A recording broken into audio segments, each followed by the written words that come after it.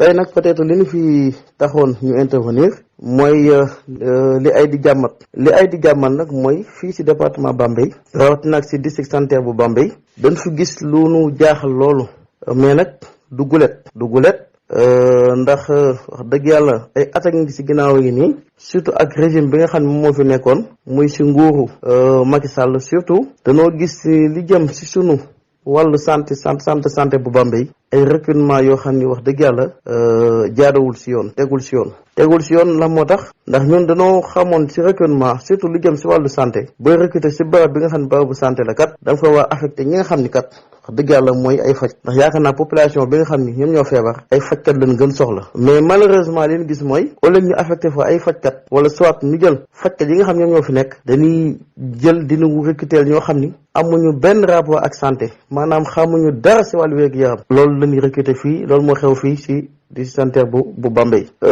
mu loolu lu koy dund di ko dund ba moo waral ay weer ci ginnaaw ñu convoqué woon presse bi def benn point de presse waxtaan ak mbokki waa Bambey mais waxtaan ak aussi askan Sénégal yépp ci recrutement yi nga xam ñoo koy recruter di ko indi ci district sanitaire bu Bambey te li ci gën a métti mooy dañuy bàyyi ñoo xam ay agents yoo xam dañu fi fekk gis ay agents yoo xam ni ñoo ngi fi ndi ay infirmier yu am seen lijaasa ay sage-femme yu am seen lijaasa ay techniciens supérieurs yu am seen lijaasa yi nga xam ni dañ leen soxla loolu ba moo tax sax comité de santé yi ñoom ñooy faral di leen di fay malgré jafe-jafe yi nga xam ne am na ko ak bor yi nga xam ne état bi yoral nag surtout muy xaalisu waaye CMU bi mais ñoo ngi fexe pour askan wi am faj bu baax ñoo ngi fexe def tout wax dëgg yàlla ba di recruter personnel bu baax bu qualifié di leen di fay ñu nekk ci centre de santé bi wala soit ñi nga xam dañoo nekk ci poste de santé yi muy ay infirmier muy ay sage-femme d'état ñooñu kat comité yi ñoo leen di fay ñu gis nag yàggul laataa nguur bi di wàcc ñu indinu fii ci Bambey lu toll ci juróomi nit yoo xam ni xamuñu naada suras ci wàllu wér-gu-yaram jël leen dafa leen ay contrat ministère de la santé et de l'action sociale ñenn ñi ba ñëwee ñu jël leen affecté leen ci yenn